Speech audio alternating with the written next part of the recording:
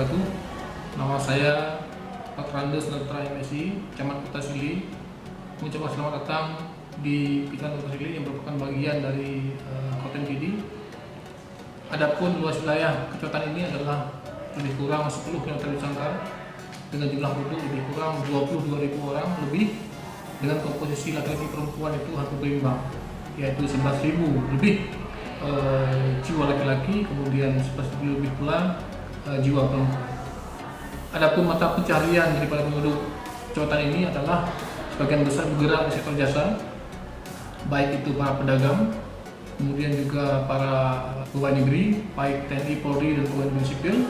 Kemudian juga sebagian kecil ada masyarakat yang bergerak di bidang pertanian yang sifatnya perkebunan, dan juga sektor perikanan baik itu darat maupun laut.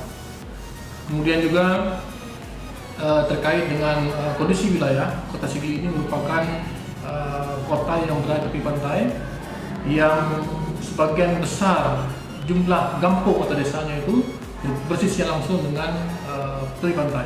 Oleh karena itu kami melihat bahwa hampir sebagian besar penduduk yang berada di pantai ini itu bermata pencaharian sebagai nelayan. Fasilitas umum Pak di Kota Sigli Pak?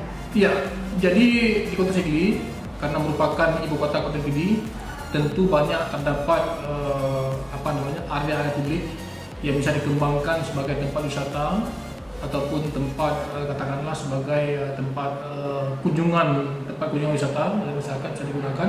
Misalnya ada alun-alun, pantai Pelangi dan sebagainya yang oleh warga baik lokal maupun dari luar itu bisa menggunakannya sebagai tempat wisata. Hari ini Pemda sangat konsen, saya melihat di tingkat kabupaten untuk mengembangkan wisata-wisata, dan kami di sini di Kecamatan Kota Sigli sangat mendukung upaya itu.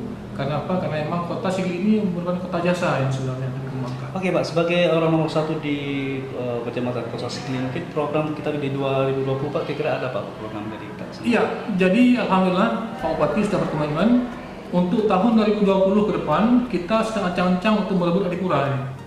Jadi tentunya Kota Sigli ini akan kita persiapkan, kita poles dengan rupa, baik itu terkait dengan ruang terbuka hijaunya, kemudian pedestriannya, terkait dengan perparkiran, kemudian kaki lima pertokoan dan sebagainya. Itu akan kita perbaiki, akan kita bangun sehingga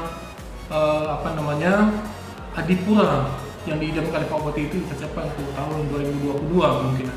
Sebagai pertanyaan terakhir Pak, untuk memberantas stunting yang selama ini Pak kita stunting Pak, bagaimana Pak dari langkah? Ya, stunting itu sebenarnya tidak hanya berkaitan dengan proses pola makan, jadi lingkungan juga mempengaruhi stunting. Oleh karena itu kami di kecamatan selalu menghimbau kepada desa semuanya yang saat ini desa itu kan menikmati uang desa dan desa itu agar mengalokasikan dana secukupnya untuk perbaikan lingkungan, baik sanitasinya, terkait dengan MCK dan sebagainya, itu semua keluarga mesti punya, sehingga penyebab stunting yang salah satunya merupakan lingkungan itu bisa ditangani. Kemudian juga di Posyandu kita sudah minta semua kepala desa agar menganggarkan dana untuk kemudian tambahan untuk para balita di Posyandu, sehingga kedua faktor ini main dia.